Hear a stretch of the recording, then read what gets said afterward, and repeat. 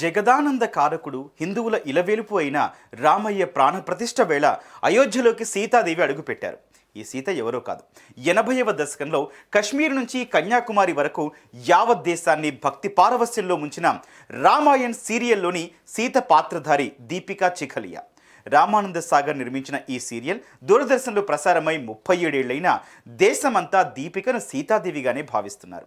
రామమందిర ప్రారంభోత్సవానికి అయోధ్యకు చేరుకున్న ఆమెకు అక్కడి ప్రజలు బ్రహ్మరథం పట్టారు. Gautam neuro care, brain stroke, migraine, fits, brain and spine surgeries కి బెస్ట్ న్యూరో సర్జన్. ఇప్పటి తరానికి పెద్దగా తెలియదు కానీ 1980వ దశకంలో దూరదర్శన్లో ఏళ్లపాటు ప్రసారమైన రామాయణ్ టీవీ సీరియల్ అప్పట్లో ఓ పెద్ద సెన్సేషన్. రామాయణంలోని ప్రతి ఘట్టాన్ని అత్యంత కళాత్మకంగా బుల్లితెర మీదకు ఆవిష్కరించారు రామానంద సాగర్. అప్పట్లో టీవీ నటిగా తన ప్రస్థానాన్ని ప్రారంభించారు దీపికా చిఖలియా. రామానంద సాగర్ నిర్మిస్తున్న 2 సీరియళ్లలో ఆమె నటిస్తున్నారు.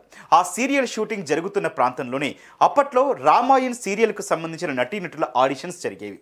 ఆ ఆడిషన్స్లో సీత పాత్ర కోసం దీపికా చిఖలియా కూడా ప్రయత్నించింది. అయితే ఆ పాత్ర కోసం వందల సంఖ్యలో నటీమణులు పోటీ పడడంతో తన అవకాశం విషయంలో ఆశలు కూడా వదిలేసింది. అయితే ముగ్ధ మనోహరమైన ఆమె రూపం, అమాయకత ఉట్టిపడే ఆమె ముఖ కవలికలు రామానంద సాగర్ను ఆకట్టుకున్నాయి. దీంతో దీపిక రామాయణ సీరియల్లో సీత పాత్రకు ఎంపికైంది.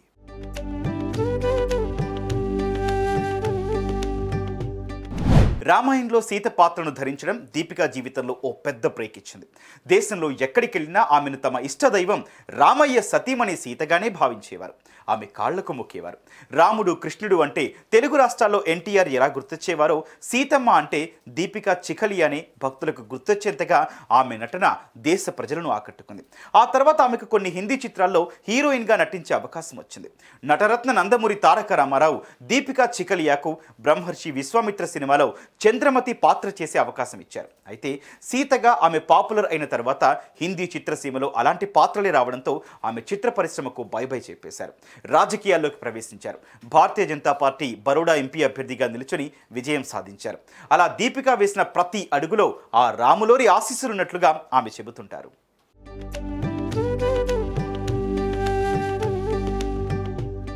ఎంపీగా బాధ్యతలు నిర్వహించే సమయంలోనే ఆమె షింగార్ బిందీ అధినేత హేమంత్తో వివాహం చేసుకుంది.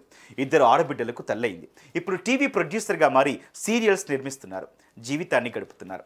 ఇక అసలు విషయానికి వస్తే అయోధ్య రాముడి ప్రాణప్రతిష్ఠ కార్యక్రమ విషయంలో ఆమెకు ఊహించని అదృష్టం లభించింది. నాడు సీతమ్మ వారిగా దేశ ప్రజల అభిమానాన్ని చూరగొని సీతమ్మగా వారి గుండెల్లో ప్రాణప్రతిష్ఠ చేసుకున్న దీపికా చిఖలియాను రామ జన్మభూమి తీర్థ ట్రస్ట్ ప్రతిష్టాత్మక కార్యక్రమానికి సగౌరవంగా ఆహ్వానం పంపింది. ఆ ఆహ్వానం అందుకున్న దీపికా చిఖలియా తన జన్మ ధన్యమైనట్లుగా భావించింది. ఆ ఆహ్వానం గురించి నిర్వాహకులు చెబుతూ రాముల వారి ప్రతిష్టకు సీతాదేవి లేకపోతే ఎలా అంటూ వ్యాఖ్యానించడం దీపిక తన పూర్వజన్మ సుకృతంగా వ్యాఖ్యానించారు. అది సాక్షాత్తు రాముల వారు తనకు పంపిన ఆహ్వానంగా చెప్పి ఆమె కొండంత సంతోషపడిపోయారు. మొత్తానికి బాలరాముడి ప్రతిష్టాపన వేళ నాటి తరం సీతమ్మ నేటి తరానికి పరిచయం కావడం అన్నది ఓ విశేషంగా భక్తులు భావిస్తున్నారు.